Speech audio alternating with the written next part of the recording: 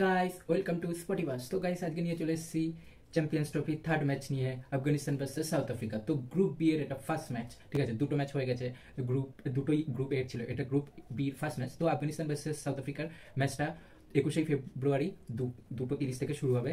আর এই খেলাটা হবে হচ্ছে করাচিতে National Bank Cricket Arena, Pakistan. তো সবাই জানি এবার চ্যাম্পিয়ন্স ট্রফি পাকিস্তান হোস্ট করছে।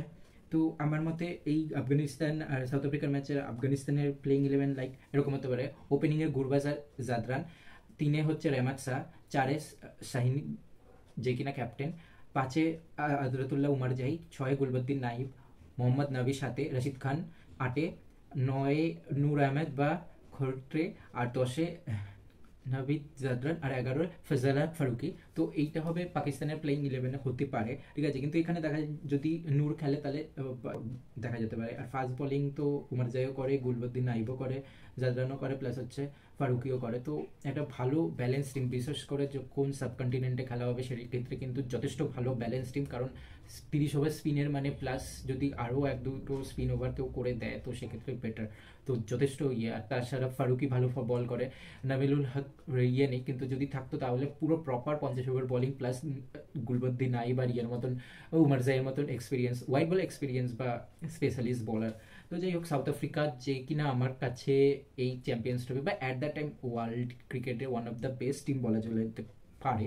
তো সাউথ আফ্রিকার প্লেইং 11 কাইন্ড অফ এরকম হবে: 1-এ রাইন লিকেস্টন, 2-এ তেম্বা বাহুমা ক্যাপ্টেন, 4-এ রাসিভান্ডার ডুসে, 3-এ এডম মাকরাম, 5-এ হেনরি ক্লাসেন, 6-এ ডেভিড মিলার, 7-এ মার্কো ইয়ানসন, 8-এ কেশব মহারাজ, 9-এ কাগিসো রাবাডা, 10-এ লুঙ্গি ইংরি, আর 11-তে তাবরেজ শামসি। তো এখানে এডম মাকরামের সাথে যে 20 ওভার, কেশব মহারাজ আর শামসি ভালো, কারণ বলছি সাবকন্টিনেন্টে স্পিন বোলিং বেটার হবে। ফাস্ট বোলিং মোটামুটি সব টিমেরই ভালো, কিন্তু স্পিন বোলিং যাদের বেটার, তো সেক্ষেত্রে কেশব মহারাজ আর শামসি দুজনই ভালো বলার, প্লাস এডম মাকরামের যদি কিছু ওভার পাওয়া যায়, মার্কো ইয়ানসনের, কাগিসো রাবাডা, ইংরি সবাই ভালো ফাস্ট বোলিং করে। তো proper 30 over fast bowling, proper 30 over বলতে গেলে স্পিন বোলিং আছে সাউথ আফ্রিকার কাছে। তো আমার কাছে এই ম্যাচে টস যে জিতবে সে ব্যাটিং নেবে, সে আফগানিস্তান হোক আর সাউথ আফ্রিকা। কিন্তু যদি আফগানিস্তান ফার্স্ট ব্যাচ পায় তাহলে 250 to 290, আর যদি সাউথ আফ্রিকা ফার্স্ট ব্যাট পায় তো লাইক 300 বা 300 প্লাস একটা পসিবল আছে।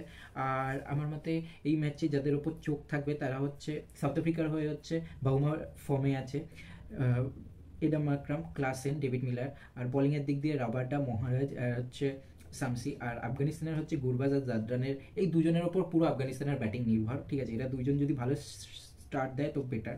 চিজের ক্ষেত্রেও আফগানিস্তান করতে পারে, যদি 280 থেকে 300 হয় তাও একটা চেজ হতে পারে, ঠিক আছে। আর রহমত শাহের উপরেও থাকবে। উমার জাই আর গুলবদ্দিন নাইব হচ্ছে দুজন এমন অ্যাসিড যারা বল ব্যাট প্লাস ফিল্ডিং তিনটে ইয়েতেই দেবে। আর রাশিদ খান তো বলার মতন না, আর মোহাম্মদ নবী এক্সপিরিয়েন্স নিয়ে আসে। বাদ বাকি নূর আর ফজল ফারুকির ওপরও নজর থাকবে উইকেট টেকিংয়ের দিকে। তো এটা হচ্ছে আমার যাদের ওপর কি প্লেয়ার হতে পারে। কিন্তু যদি বলা হয় কারা হাইস্ট বানাবে, তো আমার মতে বাহুমা বা রিকেলস্টন, গুরবাজ, এই তিনজনের মধ্যে কেউ।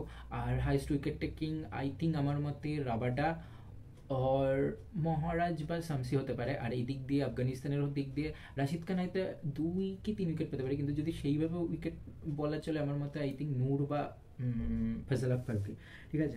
ফ্যান্টাসি প্লেইং 11 আমার মতে এরকম হতে পারে: Gurbaz, Henry Klaasen wicket keeper, batsman হিসাবে হচ্ছে সাহিদি, আর হচ্ছে তাম্বা বাহুমা, ক্রিস্টান স্টাফস, অলরাউন্ডার গুলবদ্দিন নাইব আর এডম মাকরাম, কেশব মহারাজ, আর বলার হিসেবে রাশিদ খান, ফজলাহ ফারুকি, কাগিসো রাবাডা। তো এই 11 জন আমার মতে, যদিও ক্রিস্টান স্টাফস আমার মতে খেলানোটা উচিত। আর হচ্ছে সেক্ষেত্রে যদি চেঞ্জ হয়, কেউ আনঅ্যাভেলেবেল থাকে সেটা আলাদা ব্যাপার।